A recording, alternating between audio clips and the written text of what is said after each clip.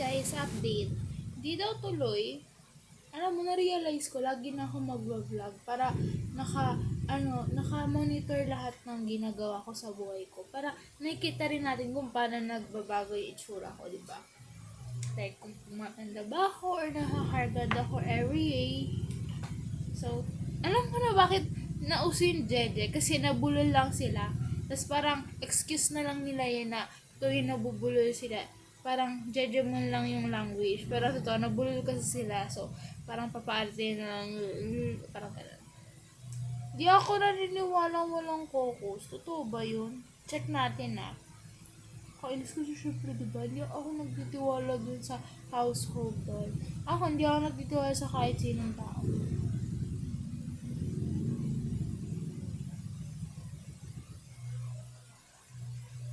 Wala naman. So, gusto niyo gawa na tayo sa school. Kaso, full story siya. I-post na lang kaya kita sa YouTube. Or kaya sa Facebook. Tama. Ayan na lang kita isi-save.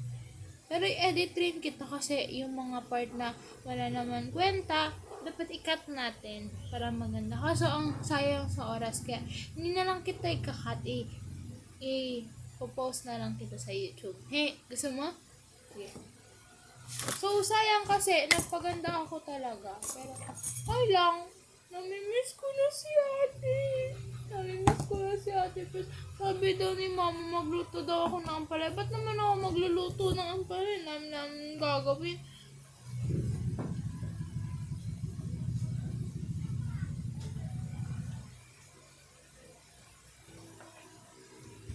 Actually, kailangan ko na maghugas ng pinggan. Kaso, medyo i-check muna natin kung may mga halagang. Actually, ang dami ko talagang gagawin. Papakita ko sa inyo. Nalilito na ako. Pag nalilito ako, ang nangyayari, wala na akong ginagawa. Kapag nalilito ako sa mga gagawin ko, mas nagiging hindi ako productive. Imbis na may magawa, medyo nakakaano. Para kasi kung gagawin ko ngayon yung school ko, parang okay, pero alam ko na madumi yung paligid. Like, nakikita niyo magulo, diba? Like, alam ko na magulo. So, nakaka-stress mag-aral ng alam mo. Like, kahit may nagagawa kang progress sa school, alam mo na makalat yung buong bahay. Pero kapag naman, naglilinis ako ng bahay, alam ko na after nun pagod na ako, hindi ko na magagawa yung school ko. Yun ang katotohanan. Reality is very harsh. So,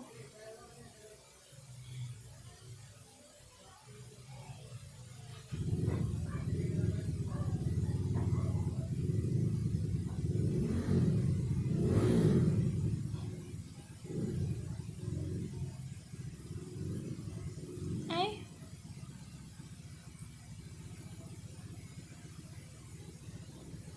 vocal.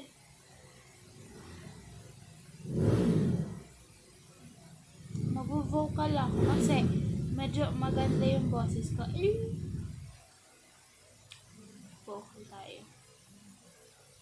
Sana yun. Paano mag-react?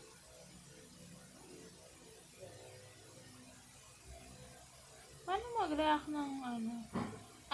Punta ko dun sa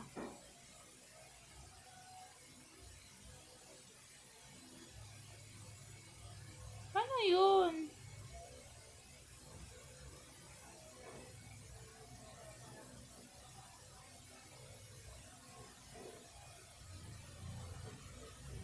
Paano yun?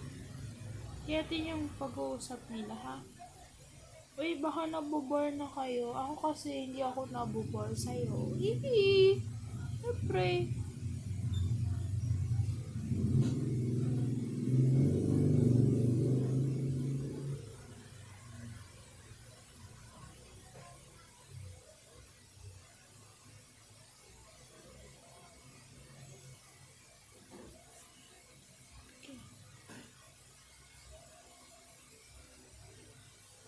Yan. Vocal na ako. Wakala mo kung ano, no? Ito yung schedule, papakita ko sa inyo. Like, 3 pages yung schedule nito. Yan, ito. Yung nakikita mong pink, oral communication. Yung green, Earth and Life Science. Pinakamarami Earth and Life Science, pero hindi mabigat yung loob ko kasi mabait yung teacher. Hindi katulad ng UCSP, hindi mabait yung teacher, kaya mabigat loob ko dun eh. Ngayon, ang ganda niya Earth and Life Science. Tapos yung gray yan, hindi yan pink, okay, gray. Nakikita niyo yan, gray to. That is business mathematics. Hindi ko rin type yung business mathematics. Nung una, akala ko mabait siya. May para siyang bakla. Akala ko iglesia kami lahat. Pero mukha siyang bakla. Tinatago niya siguro. Pero nung una, gusto ko siya kasi parang chill lang. Pero namali yung recitation ko sa kanya. Kaya ayoko na sa kanya. Yun lang. Tapos nakikita mo yung maikli. Yan. To. Lavender yan. English yan. EAPP. Sabi ni yung ate, i-complete ko daw yon. So, edi i-complete ko. English for academic and professional purposes. Dapat mabilis, no? Ito, nakikita niyo, orange yan, yung nasa baba. Filipino yan. Tapos, yan, dalawa lang, Hope. Hindi ko alam na sabihin ng hope. Health yun. For sure, health. Yung PE. Tapos, general mathematics.